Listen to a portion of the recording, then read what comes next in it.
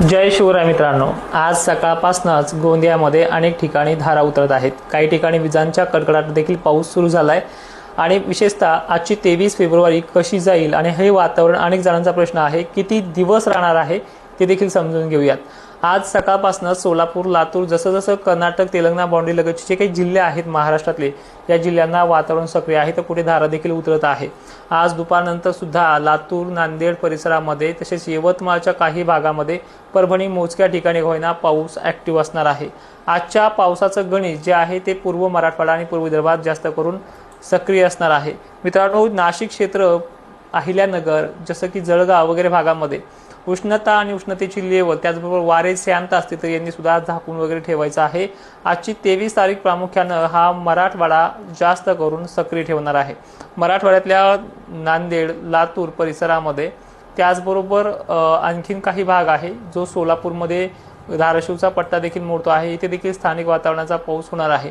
कर्नाटक, बिदर परिसरात, निजामाबाद परिसर, जे काही तेलंगणाचे भाग आहेत, अशा भागांना देखील आज वादळी पावसाची शक्यता आहे। आणि एक्झॅक्टली पॉईंट म्हणजे नांदेड, यवतमाळ, माहूर सारखा परिसर आणि हिंगोलीचं प्रामुख्याने सांगायचं म्हटलं तर वारे जास्त असतील तर हा टिकणार नाही, पण वाऱ्यामुळे तिकडे आभाळ वगैरे येणं हे गोष्टी घडू शकतात।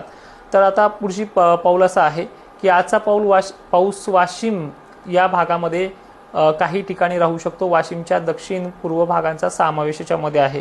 छत्रपती संभाजीनगर, जळगाव, धुळे, अहिल्यानगर, पुणे परिसरात मोठा धाक नाहीये आज 23 तारखेला। उद्याचं चित्र सेम टू सेम आहे।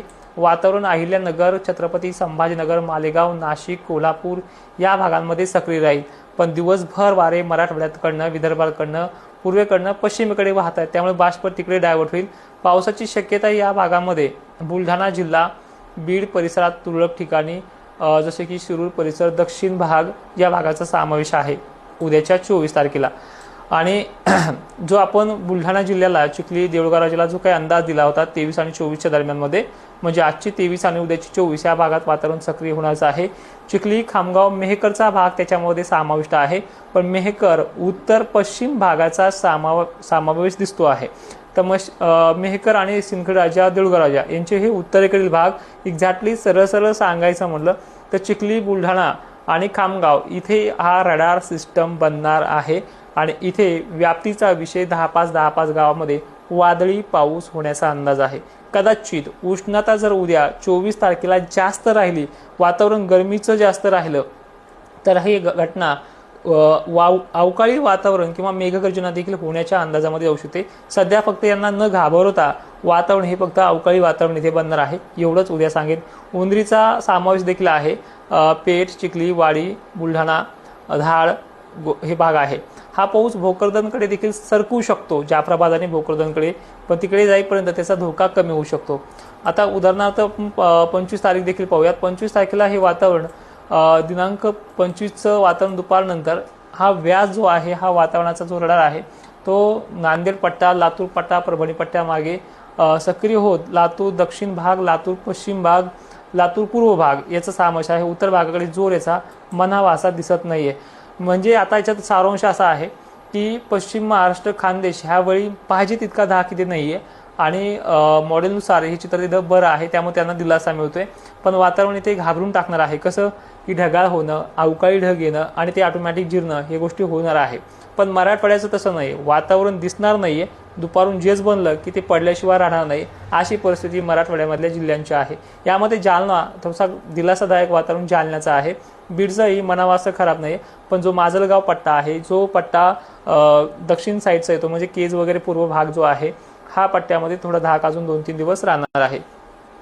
हे वातावरण कमीत कमी 27 ते 28 दिवस ढगाळलेलं आणि खराब असणार आहे। पावसाची शक्यता मात्र 26 तारखेपर्यंत राहील, 25 किंवा 26 तारखेपर्यंत, त्यापुढे जाणार नाही।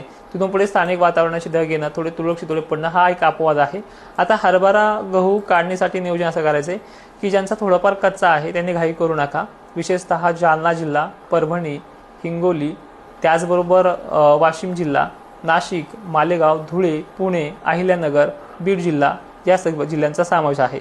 थोडा कच्चा आहे पण पावसाची भीती वाटते, तर अशा जिल्ह्यातला नांदेड, लातूर पट्ट्याने थोडंफार नियोजन तुमच्या पद्धतीनं करू शकता।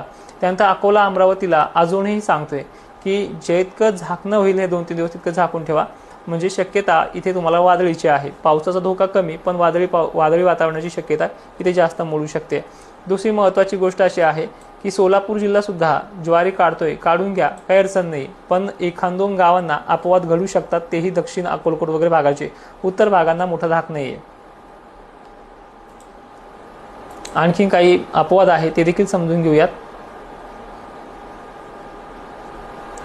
28 ते 30 तारखेपर्यंत 28 ते 1-2 तारखेपर्यंत वातावरण खराब आहे। नंतर उष्णता वाढेल आणि मार्च महिन्यात सुद्धा असे अपवाद घडायला लागतील। मित्रांनो, व्हिडिओमध्ये एवढंच। लाईव्हमध्ये आपण अनेक गोष्टी पाहणार आहोत। जय शिवराय, धन्यवाद।